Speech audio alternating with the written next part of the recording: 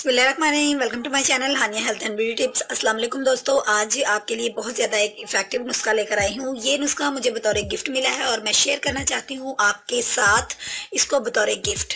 यानी दोस्तों, ये नुस्खा एक इस तरह का नुस्खा है जो कि बहुत ही ज़्यादा इफेक्टिव है उन दोस्तों के लिए जिनको ज़्यादा शुगर है।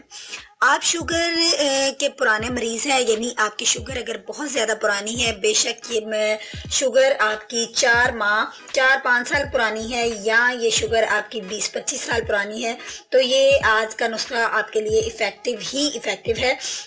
मैं आपको ये बताती चलूँ कि ये नुस्खा जो हम तैयार करने लगे हैं, जिन दोस्तों की जो शुगर 250 तक रहती है वो अगर 4 माह इसका इस्तेमाल ख़त्म कर लें तो वो बिल्कुल ख़त्म हो जाएगी। और जिन दोस्तों की 20-22 साल पुरानी है वो अगर इसको मुसलसल इस्तेमाल करते रहेंगे तो इंशाल्लाह ताला उनकी ये जितनी भी एलोपैथी मेडिसिन है यानी इंग्लिश दवाइयों से उनकी बिल्कुल जान छूट जाएगी।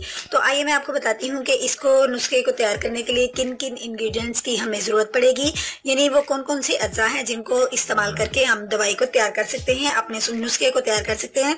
सबसे पहले दोस्तों मेरे पास ये भुने हुए चने हैं।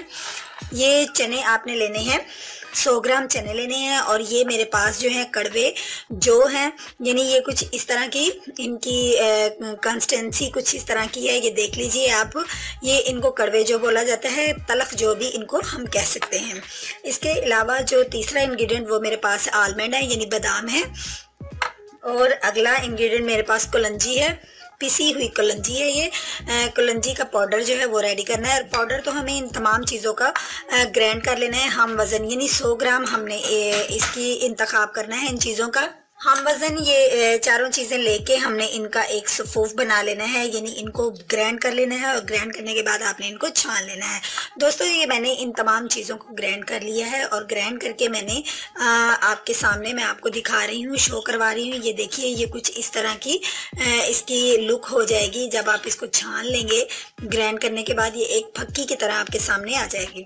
तो दोस्तों अगर आपकी शुगर जितनी मर्जी पुरानी है, आपने इसका इस्तेमाल कुछ इस तरीके से करना है कि सुबह जब आप नाश्ता कर लेते हैं तो 1 टीस्पून यानी चाय वाला चम्मच आपने इसका इस्तेमाल करना है। और रात जब आप खाना खा लेते हैं तब भी आपने चाय वाला चम्मच ही इस्तेमाल करना है। सुबह शाम आपने खाने के बाद और नाश्ते के बाद इसका इस्तेमाल करना है। तो इंशाल्लाह ताला आप इसका इस्तेमाल करेंगे तो चंद ही रोज़ के इस्तेमाल से आपको पता चल जाएगा कि वाकई ही आपने कोई अच्छी सी मेडिसिन, अच्छा सा नुस्खा इस्तेमाल किया है।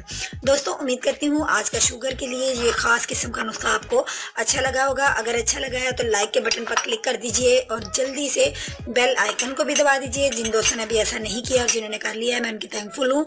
कल मिलूंगी, अपना बहुत सा ख्याल रखिएगा। अल्लाह हाफिज़।